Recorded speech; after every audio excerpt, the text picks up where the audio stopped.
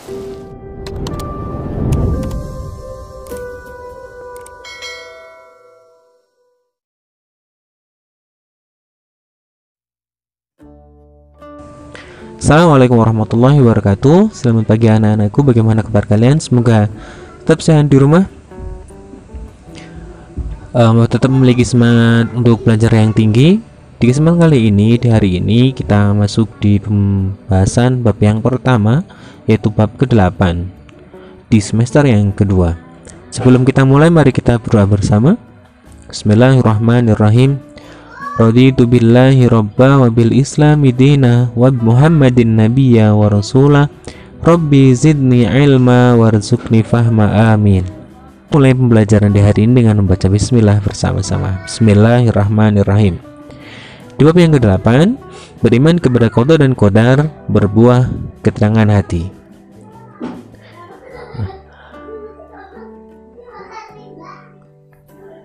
Di materi di bab yang ke-8 ini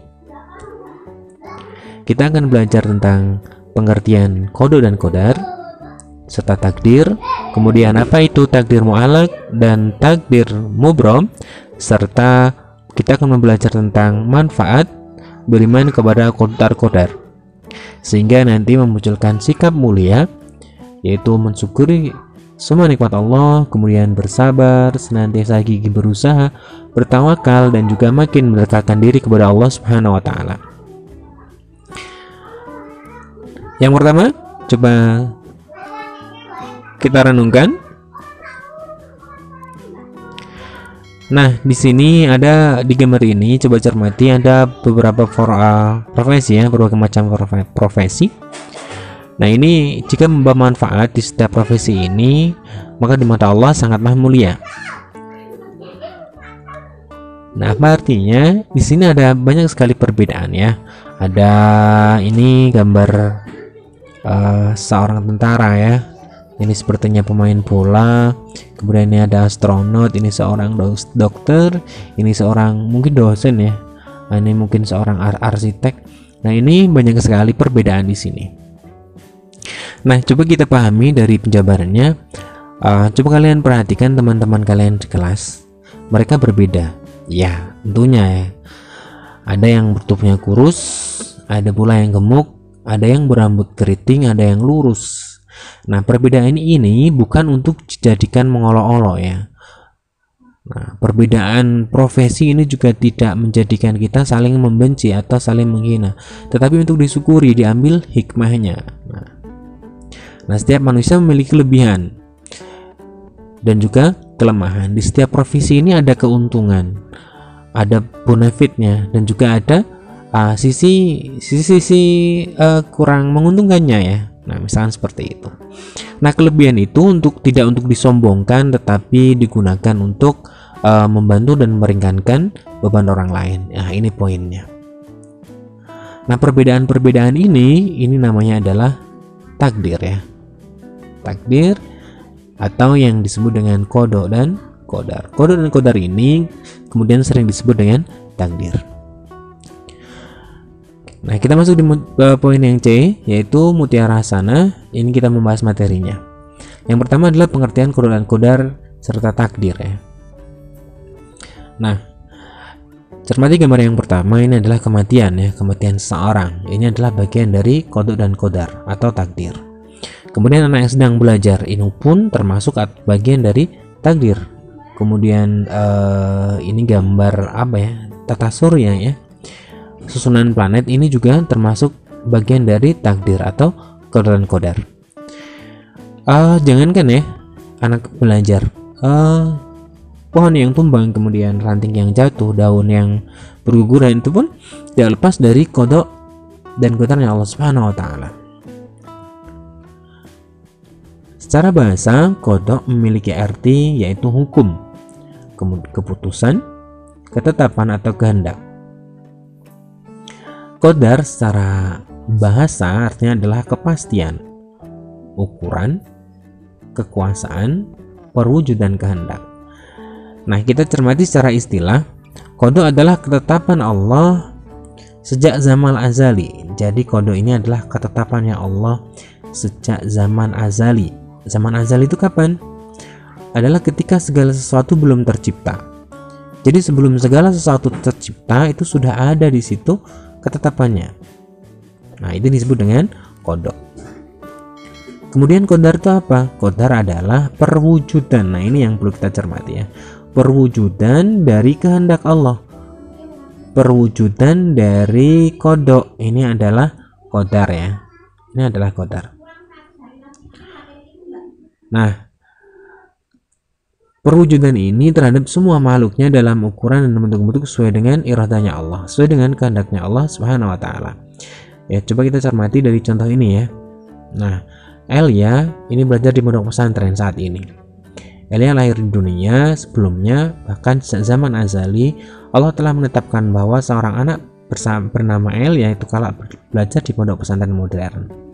Ini adalah kodoknya. Kemudian ketetapan Allah ini ya, ketetapan ini namanya kodok. Kemudian kenyataan sekarang itu terjadi, maka itu dinamakan dengan qadar.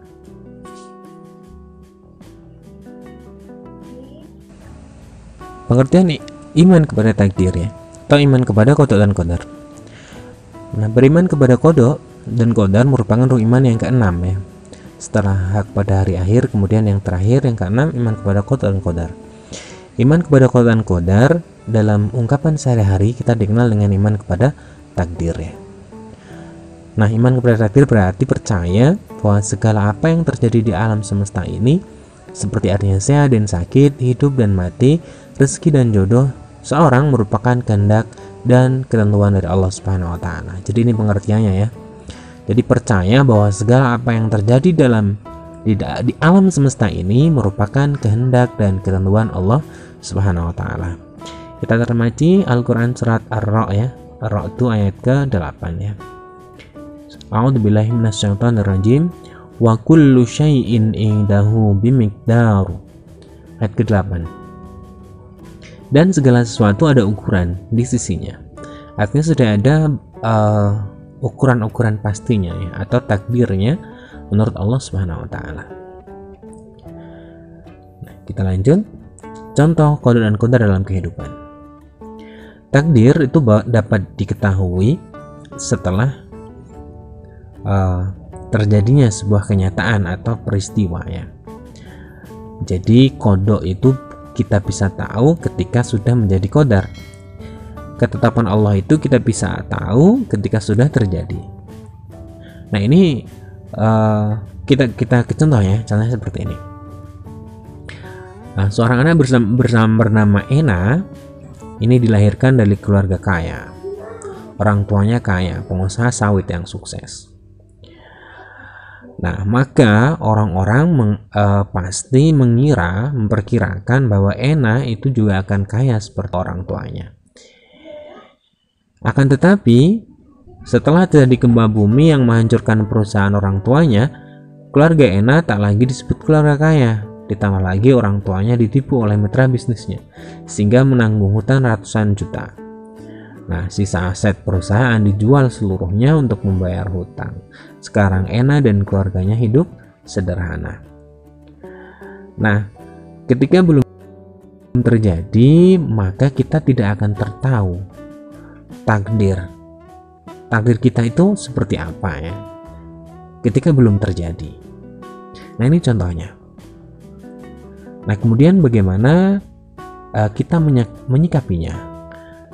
Nah, mungkin ada yang bertanya seperti ini, untuk apa kita berusaha atau berikhtiar jika segala sesuatu itu sudah ditakdirkan oleh Allah?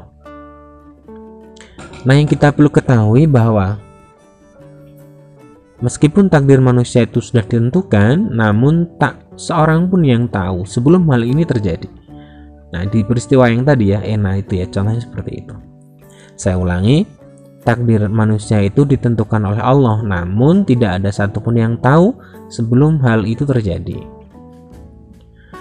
Nah, hal ini menjadikan manusia tetap wajib berusaha atau berikhtiar, harus berusaha, harus berikhtiar. Kenapa? Karena takdir kita itu tidak tahu.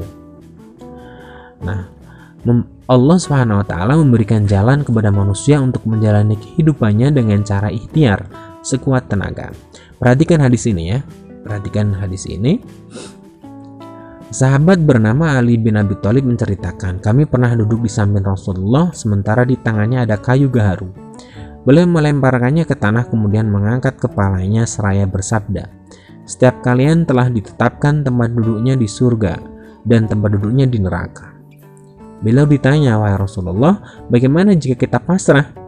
Beliau menjawab, jangan, tetaplah berbuat dan jangan menyerah. Setiap orang akan dipermudah sesuai dengan apa yang diciptakan untuknya. Nah ini poin pentingnya. Setiap orang akan dipermudah oleh Allah dengan jalan apa yang diciptakan untuknya. Ini adalah poin penting yang harus kita yakini dalam kehidupan kita.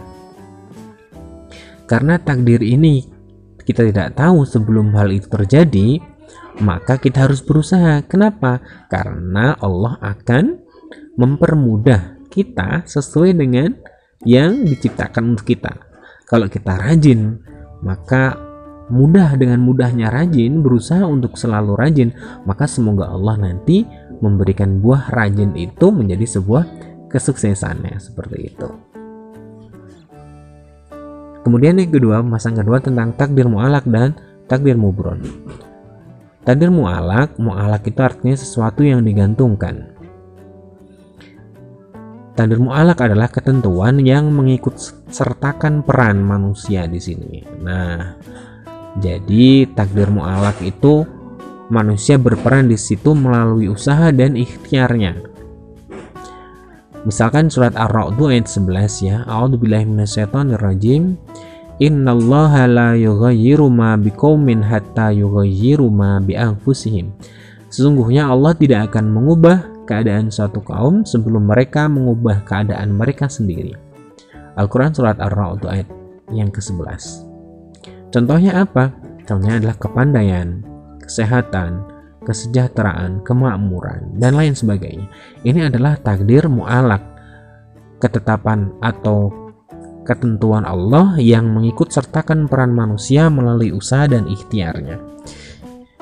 Kita akan menjadi pandai ketika kita berikhtiar, berusaha menjadi pandai. Kita akan sehat ketika kita berikhtiar, kemudian kita menjaga kesehatan. Kita akan sejahtera, kita akan makmur ketika kita berusaha dan berikhtiar menjadi orang yang makmur. Seperti ini ya. Ini adalah takdir mu'alaq. Yang kedua, takdir mubrom adalah takdir atau ketentuan mutlak dari Allah yang pasti berlaku untuk semua makhluknya. Ketentuan mutlak. Tentunya manusia tidak diberi peran ya untuk mewujudkannya. Contohnya apa? Jenis kelamin manusia, ajal atau kematian, panjang pendek usianya, kemudian api yang memiliki sifat panas, bumi bentuk bulat, gaya gravitasi, kejadian kiamat, kemudian dan lain sebagainya ya. Ini adalah ketentuan mutlak dari Allah atau disebut takdir mubrom ya. Nah, kita cermati surat Al-A'raf ayat 34. A'udzubillahi minasyaitonirrajim. Walikulli ummatin ajal. Fa idza jaa ajaluhum la yastakhiruna sa'atan wa la yastaqdimun. Dan setiap umat memiliki ajal, batas waktu. Apabila ajalnya tiba, mereka tidak akan dapat meminta penundaan atau mempercepat sesaat pun ya. Nah, ini artinya ajal dan kematian adalah salah satu contoh dari takdir mubrom atau takdir yang mutlak kehendak Allah Subhanahu wa taala. Kemudian bagaimana manfaatnya ketika kita beriman kepada qada dan qadar? Minimal ada 4 hal ini ya. Yang pertama, menenangkan jiwa. Seorang yang beriman maka jiwanya tenang, akan merasa senang dan menerima dengan ikhlas semua ketentuan dari Allah Subhanahu wa taala, karena dia paham takdir, qada dan qadar itu dari Allah. Yang kedua, senantiasa bersifat sabar dan syukur, karena niscaya musibah atau cobaan hakikatnya adalah bertujuan menguji keimanan. Maka ketika dapat musibah, dia akan bersabar. Ketika mendapatkan sebuah hal yang menggembirakan, maka dia akan bersyukur. Ini adalah manfaatnya. Yang ketiga, menumbuhkan sifat optimis ya. optimis. Kenapa? Karena kesuksesan, kepandaian, kecerdasan, kemakmuran itu adalah takdir yang ada usaha kita di sana. Maka seorang yang beriman dia memiliki sifat optimis. Ketika gagal, maka justru menambah semangat untuk berusaha. Yang keempat, menjauhkan diri dari sifat sombong. Karena orang yang beriman menganggap sesuatu itu karena karunia Allah. Dia tidak akan pernah mengatakan bahwa ini hasil usaha saya. Maka orang yang beriman kepada qada dan qadar akan senantiasa bersikap rendah hati. Nah, ini adalah materi dari bab yang pertama ya.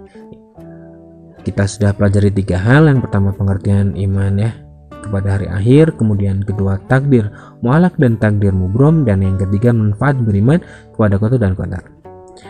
Terima kasih untuk pembelajaran di hari ini. Jangan lupa catat poin pentingnya. Kemudian kerjakan latihan soalnya. Kita memohon kepada Allah semoga kita menjadikan orang-orang yang bisa beriman kepada hari qada dan qadar, beriman kepada qada dan qadar, menjadi orang yang beriman dan senantiasa dalam bimbingan Allah Subhanahu wa taala. Kita akhiri dengan membaca hamdalah bersama-sama. Alhamdulillahirabbil alamin. Assalamualaikum warahmatullahi wabarakatuh.